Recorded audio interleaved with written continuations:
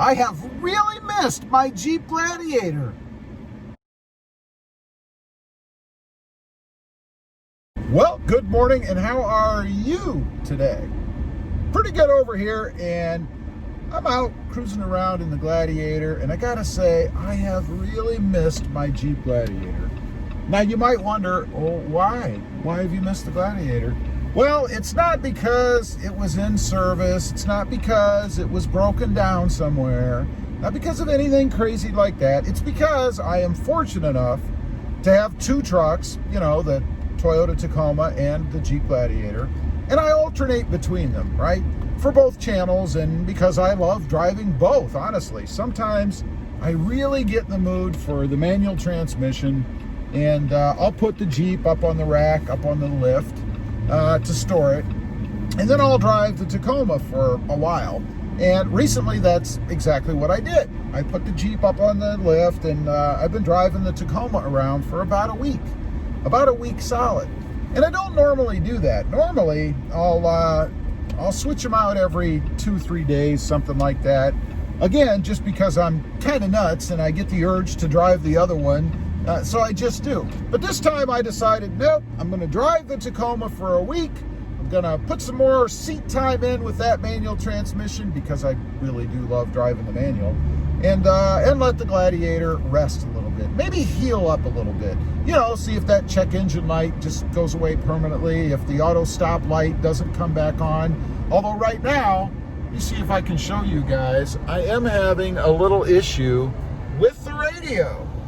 That you can see right there, hopefully, get my hands out of your way, has been on ever since I started the Jeep. About 5 minutes that's on. So I don't know if it's updating or it's not working. I don't know what's going on. I can't get to the radio.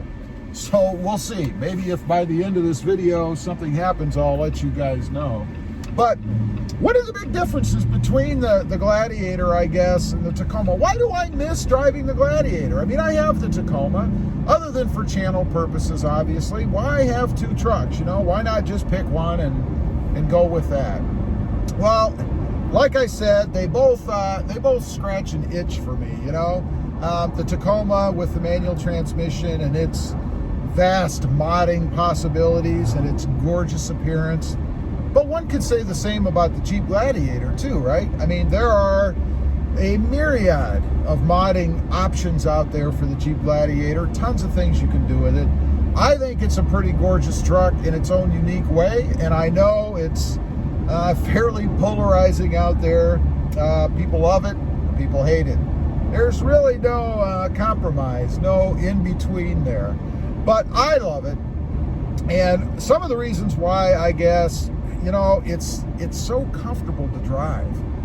You know, you get in it, you can see everything, you can reach everything. Typically the radio works, but I wouldn't have it on right now anyway, you know, copyright problems and stuff.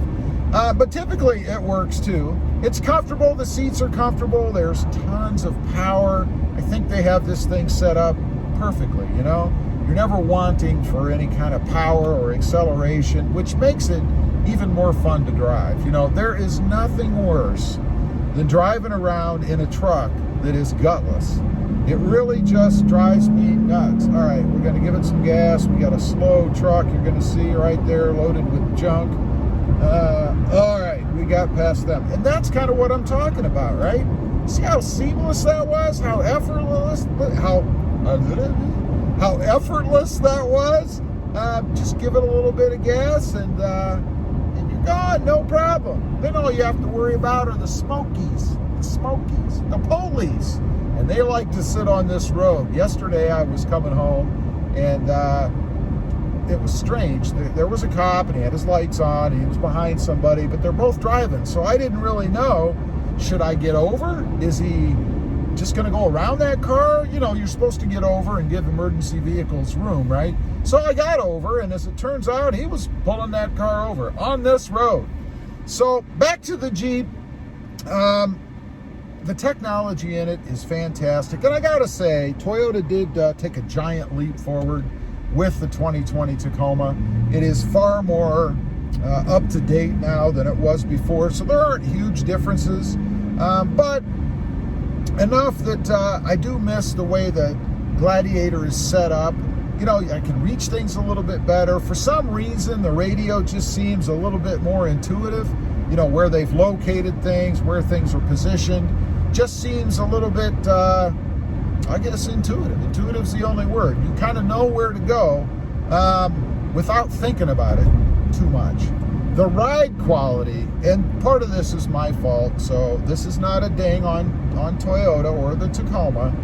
It's much smoother. It rides much smoother. But, you know, even before I did the lift on the Tacoma, you know, with the bigger wheels and tires and all that stuff, it still had a rougher ride than what the Gladiator does. So I do miss that. Sometimes I just want to get in and ride around without feeling every bump in the road, you know.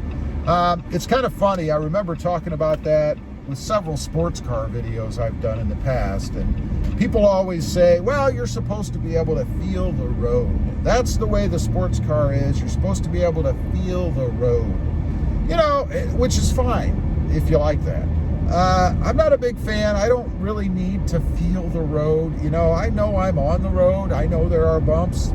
I'm not, you know, in some kind of a race where I'm driving 120 mile an hour and I need to feel the road. So sometimes I'd rather it just be smooth. Matter of fact, to be honest with you, I prefer it to be smooth all the time. The looks of the Jeep, you know, you got to throw that in there too. I mean, I've said I love the looks of the Tacoma. I've said before that the Tacoma is the best looking mid-size truck on the road. I stand by that. I still say it is. But the Jeep has its own unique character, right? Nothing else like it on the road. I mean, there's no other truck out there that has a Jeep front end and a truck rear end. And it draws the eye, you know? And sometimes it's fun to just go out and show it off, you know? Especially when you run up against another Gladiator. And they're few and far between, but there are more on the road now than there were when I first came here. So it's fun to get out, show it off a little bit, let people see it. Gives you a little bit of a sense of pride, at least it does for me anyway, in driving around in the Jeep. It gets better fuel economy. I'm getting 17 miles per gallon in the Gladiator right now, and I'm lucky if I can hit 15 in the Tacoma. Usually it's 14 point some odd, you know. So it's more fuel efficient. It's more environmentally friendly, I guess. It's easier on the wallet by just a little bit. To drive the Gladiator around, and I kind of like that sometimes. I mean, to be honest, yeah, I know it's a truck. I know they're both trucks, and I'm not expecting some kind of hyper mileage out of it. You know, I'm really not. But still, it is fun sometimes to know that you're not spending quite as money or as much money rather, when you're out just joyriding, you know, like I am right now with you guys.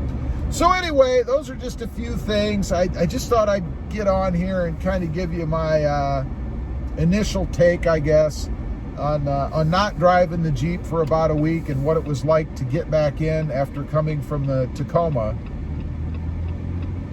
and go out and take a little cruise.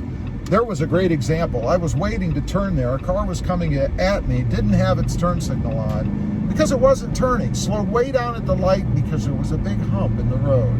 And they had to slow down so they didn't beat the crap out of the front of their car.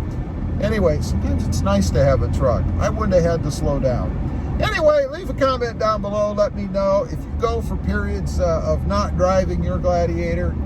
What's it like for you? Do you miss it when you get back in? Does it feel like home again? I'd be curious to know. Real quick, if you haven't before and you're interested, check out my other channel all about my 2020 Toyota Tacoma. It is Robmotive. Also, don't forget to click that notification bell so that you don't miss out on any upcoming videos. And do me a favor, smash that subscribe button on the way out. Thanks for watching. Stay safe out there. Bye. And on the radio, it did come back on, not by itself. I turned it off, turned it back on. It appears that it was not able to find the satellite signal. And I don't know if that's a problem with the system or maybe we're having some kind of sunspot or interference with the satellite, you know, for satellite radio. And it just couldn't find the signal. So I'm not sure about that, but the radio's working. Stay tuned.